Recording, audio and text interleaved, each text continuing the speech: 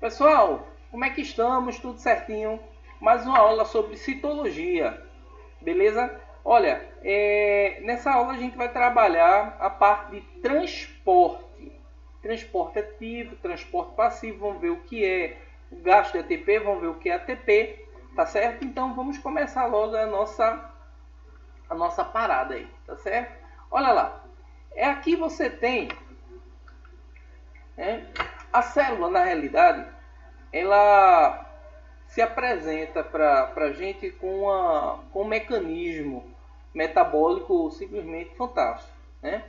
Então, dentro dessa perspectiva, dentro desse mecanismo, você encontra algumas organelas que produzem energia, né? Como o cloroplasto e como a mitocôndria.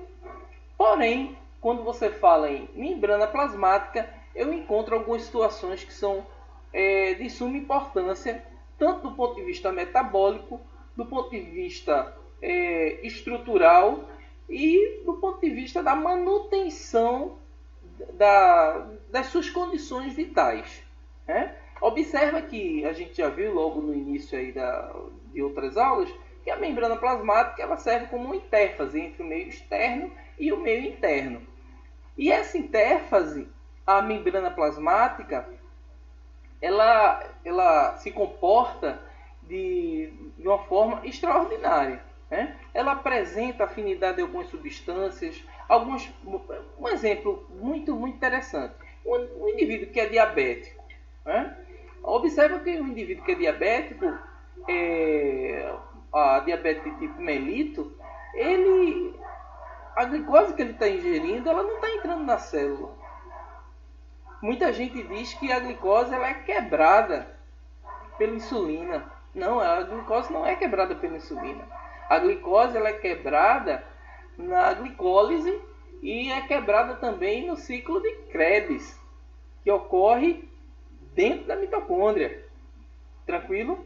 Então, observa que essa glicose ela precisa de uma proteína na membrana, que é a insulina. Se não existe insulina, eu não tenho glicose dentro da célula. Por isso que existem os tipos de insulina. Insulina NPH, insulina regular. A insulina NPH é aquela insulina que tem uma duração mais prolongada ao longo do dia, né? A insulina regular é um tipo de insulina que capta essas moléculas de glicose que estão na corrente sanguínea de forma mais rápida para diminuir de forma até bastante consistente esses teores de glicose na corrente sanguínea quando o indivíduo ele é diabético, tá certo? Então você tem essas certas especificidades, tranquilo? Então vamos lá, vamos falar sobre transporte. Vê bem, eu destrinchei aí, eu achei um slide em espanhol que não tem nada demais aí, dá para vocês acompanharem comigo. Eu coloquei transporte passivo simples, passivo facilitado e ativo. Tranquilo? Então vê lá. Transporte simples. O próprio nome já está dizendo simples, sem gasto de energia. Esse gasto de energia ele vem na forma de ATP. Cabeça o que é ATP? Adenosina, trifosfato ou trifosfato de adenosina. Essa molécula energética vai gerar toda a condição metabólica à célula. E de cabeça ela vem de onde? Ela vem da glicose. Beleza? Vem do carboidrato. O carboidrato é a cabeça, mas no caso se for o amido, aí tem que ser quebrado. O amido é uma macromolécula de mais ou menos 1.400 moléculas de glicose.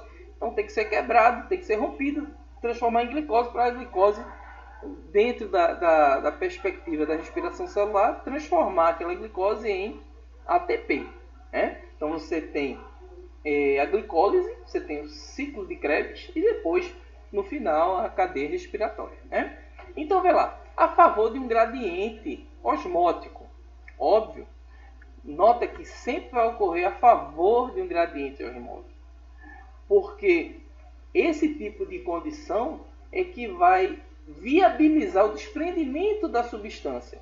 Já está a favor, então é só ocorrer o desprendimento de tal íon, de tal substância que a gente esteja analisando. Tá? Pequenas moléculas como água e moléculas apolares é que estão relacionadas exatamente ao transporte simples. Passivo facilitado, tem uma característica aí. No passivo facilitado, você tem uma condição sem gasto de energia também. Em contrapartida, você vai encontrar a favor de um gradiente osmótico.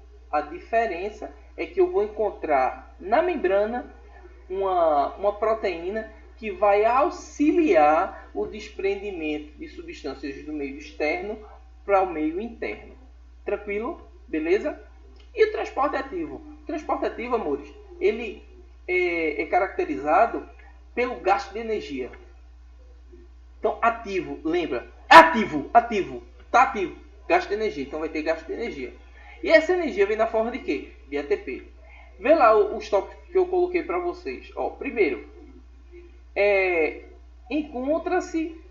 encontrado em gradiente osmótico, ou seja, contra o gradiente osmótico. Observe que aqui era a favor de um gradiente osmótico e aqui é contra um gradiente osmótico. E existe as chamadas proteínas transportadoras. Aí vem as chamadas bomba de sódio e potássio. No ensino médio, você vê só um tipo de bomba, o que é bomba de sódio e potássio. Mas quando você chega no ensino superior, você vai encontrar vários tipos de bomba. Aí vem a pergunta, o que é uma bomba? É uma proteína que tem afinidade a algum tipo de íon, algum tipo de substância que vai ser captada, que vai ter afinidade e que essa proteína vai lançar dentro da célula. Beleza? Tranquilo? Então vê lá. Aí aqui tu tens, em relação aos meios, meio intracelular e meio extracelular. Observa que você vai encontrar, aqui eu coloquei 3 célulazinhas, tá? 3 hemácias. Observe que quando a gente analisa o meio pode estar alta concentração de sais, ele pode estar com concentração de sais mais baixa em relação à célula que você está analisando. Dá uma olhadinha aqui. Aqui eu digo que a célula ela está no meio isotônico, porque ela está em equilíbrio. Observa a setinha, vê. Tu tens aqui uma seta que do mesmo tamanho dessa aqui. O que ela está determinando? O que está entrando está saindo. Então, o meio ele é isotônico. Observa essa célula aqui da tua direita, que ela perdeu a forma. Ela se encontra no meio hipertônico. Ou seja, ela está perdendo água e sais para o meio. Observa também que o que está entrando é bem menor do que está saindo. Então ela tende a murchar, ela vai perder a sua forma. Enquanto aqui você tem uma célulazinha que se encontra no meio hipotônico, movimento da água para o interior da célula. Então tu tens um aumento da quantidade de água desses sais para o interior da célula. E aqui ela perde menos, por quê? Ela se encontra no meio hipotônico. Beleza? Então, hipotônico em equilíbrio. Aqui ela se encontra no meio hipertônico, ela tende a murchar, porque ela tende a perder essa água, esses sais também. Observa também aqui, que o que está entrando não representa um quantitativo no que se diz respeito ao que ela está perdendo. Ela está perdendo mais do que ela está ganhando, então ela vai murchar. E nesse caso ela se encontra no meio hipotônico. Beleza? Que ela está ganhando e que ela está perdendo, gera um déficit. Então ela está ganhando mais do que ela está perdendo. Beleza? Olha lá. Características básicas da membrana plasmática em relação aos transportes. Pessoal, deixa eu voltar aqui. Eu mostrei para vocês no slide anterior, é uma célula animal, uma hemácia. Aqui a condição ela é um pouco diferente, tá certo? Aqui a célula ela se encontra no meio isotônico. Observe a forma dela, tranquila, bem bonitinha, Quando a célula vegetal ela é submetida ao meio hipertônico, ela vai perder. Não foi isso que a gente viu? Ela tende a perder. Na proporção que ela está perdendo água, ela vai murchar. ocorre retração desse seu citoplasma. Essa retração é chamada simplesmente por plasmose. Quando ela é reconduzida a um ambiente isotônico, o que vai acontecer? Ela reabsorve essa água e esse citoplasma ele se expande. É chamada de plasmólise. Tranquilo? Outra dica. Observe que aqui a célula está túrgida. Ela recebeu muita água, mas ela não perdeu a sua forma. E ela não estoura. Ela não vai estourar. Por que cabeça? Por causa da parede celular. Tranquilo? Por causa da parede celular ela não vai estourar. Tá certo? Então, ó, aqui eu tenho a célula em meio isotônico. Aqui eu tenho uma célula em plasmólise, porque ela perdeu água para o meio. Se ela está perdendo, ela vai murchar. Mas o que é que murcha? É só o citoplasma que ocorre retração. A forma dela continua por causa da parede celular. E aqui ela está no meio hipotônico. E nesse meio hipotônico ela absorve água, mas não estoura, por causa da parede celular à base de celulose. Tranquilo? Vê lá, próximo slide. Ó, aqui eu coloquei para vocês um resumão, uma coisa bem objetiva no que se diz respeito a esses aspectos que a gente viu. Ó, osmose em célula vegetal. Célula vegetal não estoura. A gente já viu, não estoura por quê? Por causa da parede celular à base de quê? Celulose. Pressão osmótica força a entrada de água, ou seja, pressão osmótica, a água está entrando. Pressão de turgor. O que é pressão de turgor? É a pressão que é promovida pela parede. Olha lá como eu coloquei. Força da parede celular em relação à pressão osmótica. Células túrgidas são aquelas células que ficam inchadas.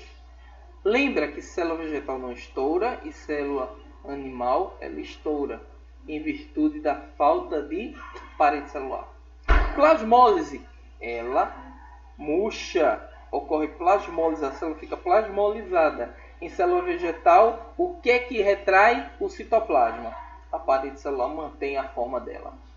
E de plasmólise, ela volta a inchar, ou seja, ela volta a receber esse aporte de nutrientes, de água do meio externo para o meio interno. Beleza?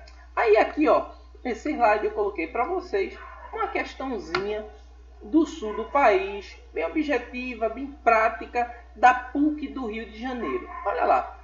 Quando comemos em um restaurante as saladas de alface que são servidas, não contém, em geral, sal ou nenhum tipo de condimento. Beleza? Tá aí, né?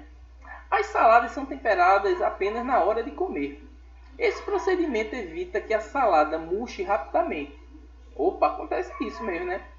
Pois quando adicionamos sal e outros condimentos à salada, aí ele destacou, observa aqui uma condição do nosso cotidiano, uma coisa que acontece, né, sistematicamente, ele destacou aqui na questão, interessantíssima. Vê lá, vê a aplicabilidade disso aí. O meio externo torna-se hipotônico, opa, para por aí, né? Você está colocando sal, o meio vai ficar hipertônico. Então, já está errado. Mas vamos ler o restante. E as células da alface ficam túrgidas. Falso. O meio externo torna-se isotônico. Opa, iso. Eu estou colocando sal, está ficando isso, está ficando igual dentro e fora da célula? Não, de jeito nenhum. E as células da alface ficam túrgidas. Tchau, um abraço. O meio externo torna-se hipertônico. Opa, começou a falar, né, a nossa língua. E as células da alface sofrem plasmólise. Pode ser, né? Pode ser isso aqui. Vamos ver o restante? Letra D. O meio externo torna-se hipertônico, certo? E as células da alface sofrem lise celular. Não, a gente viu que célula vegetal não sofre lise por causa da parede celular, que é a base de celulose. Não, está errado. O meio externo torna-se isotônico. Opa, errado de novo. E as células da alface sofrem lise celular. Falso, então é letra C, né? C de cabecinha. Gente, mais uma aulinha aí. Dá uma... Se tu quiseres, tem outras aulas sobre citologia logo no início da playlist, né? Então dá uma olhada qual é aquela que tu se identifica melhor, o que é que está mais acessível, a linguagem, o que você percebeu melhor o conteúdo, tá certo?